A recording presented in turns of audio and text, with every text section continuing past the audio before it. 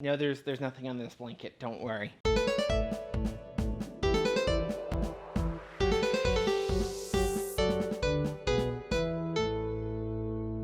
This is the third time I'm having to film this video, because I've experienced non-stop problems with this gosh darn project.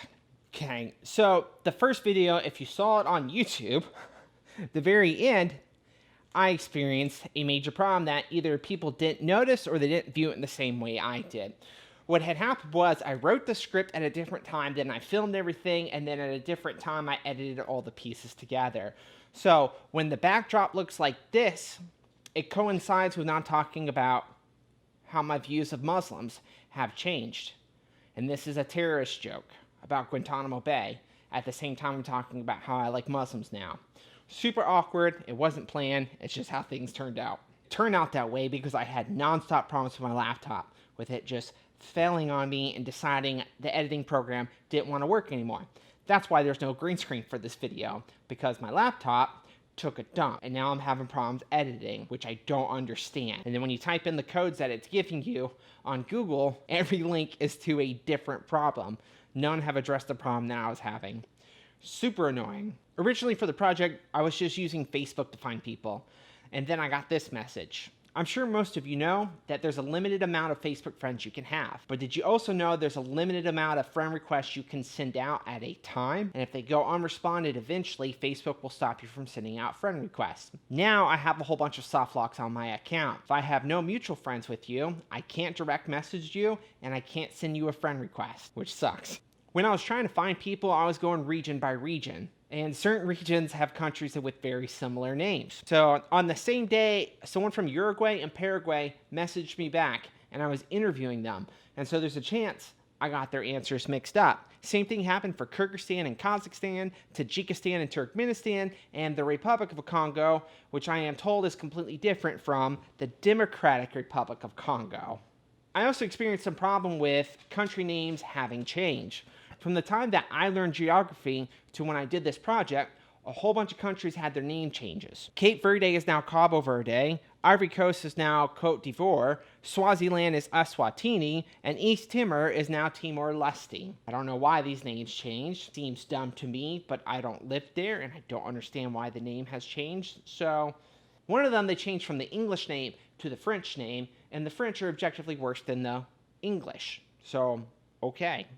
Knowing about every conflict. There's so much violence around the world right now, and us Americans are super privileged to be very removed from the majority of that violence.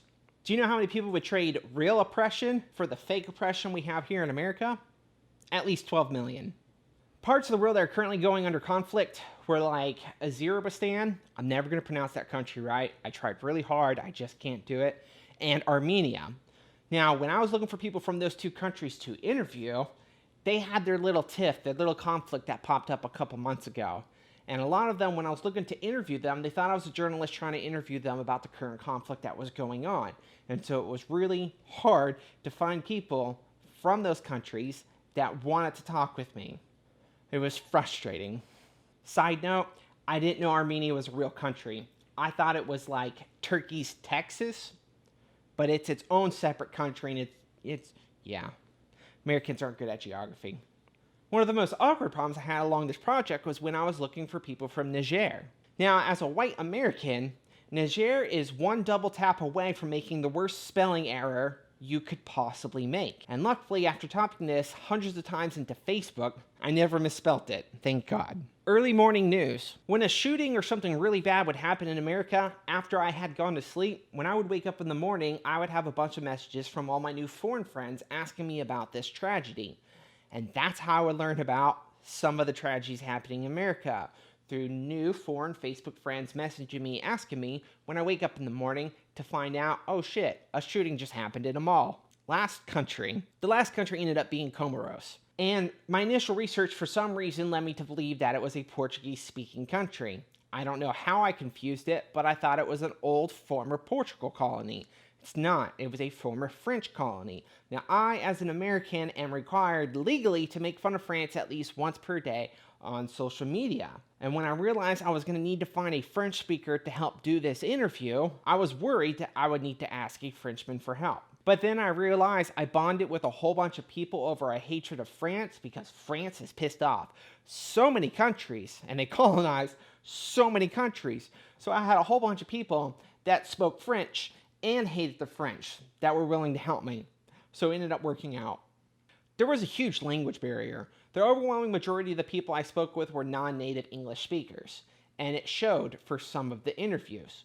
One of the guys referred to himself as racist. Now, I don't know if he has the same definition of racist that I do, or maybe racist doesn't have the same negative connotation in his country or his culture.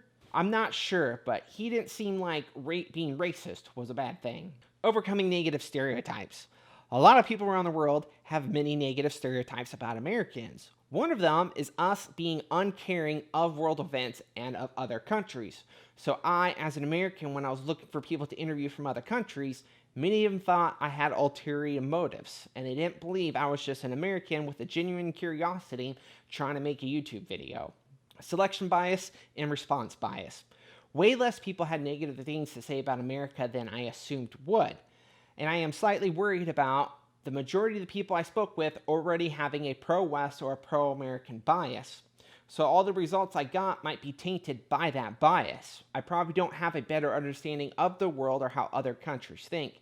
I most likely only have a better understanding of how people that have a positive viewpoint of the West view the world. Humanity's biggest threat. So climate change came up a lot. And here in America, there's a conversation being had whether it's climate change or man-made climate change.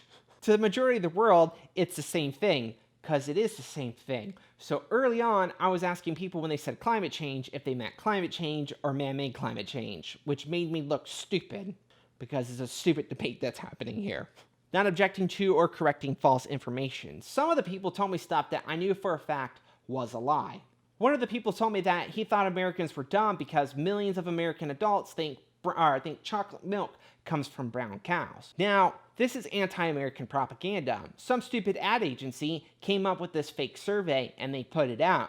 And mainstream media in America, being the complete shit show that it is, uncritically took this data and passed it on to say millions upon millions of American adults believe that chocolate milk comes from brown cow.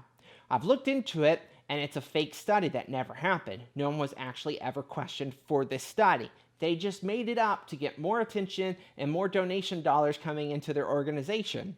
Millions of adults do not believe chocolate milk comes from brown cow. Somehow that made it into pop culture, and now everyone believes that this is true. Asking Japan who won World War II. So, for a brief time, I lived in Germany, and I learned that it is not a sore subject to talk to Germans about World War II. They will openly admit that the Nazis were the bad guys, and Germany was the bad guy during World War II. They've come a long way. They're a great country now. It's not a sore spot. You can ask them about World War II. Japan, not so much. Probably because America made Rice Krispies for the first time, but it's a very sore subject. They don't like talking about it, and they have a huge victim complex about it. And I didn't think about this when I was asking all these questions until I got to certain countries, like Japan and World War II. Luckily, the guy was a good sport about it and seemed okay with it.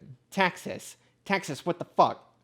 18 different times, someone from Texas, different people, 18 different people, asked me if I had interviewed anyone from the great country of Texas. Texas is not a country, but I got guilt-tripped into it. I felt the peer pressure, so I did end up interviewing someone from Texas and getting all their answers. I ended up not using it for the final video. Defaulting to male pronouns. Somewhere between 30 and 35% of the people I interviewed were women, but during the video, unconsciously, I just referred to everyone as guys or used he and him pronouns. And I don't know if the women I interviewed noticed or they didn't care, but for some reason I just defaulted to calling everyone guys during the entire project. So those were the majority of the problems I experienced while making this project over the last 6 months.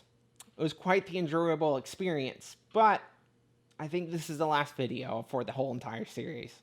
Thank you for watching. I hope you have a good day.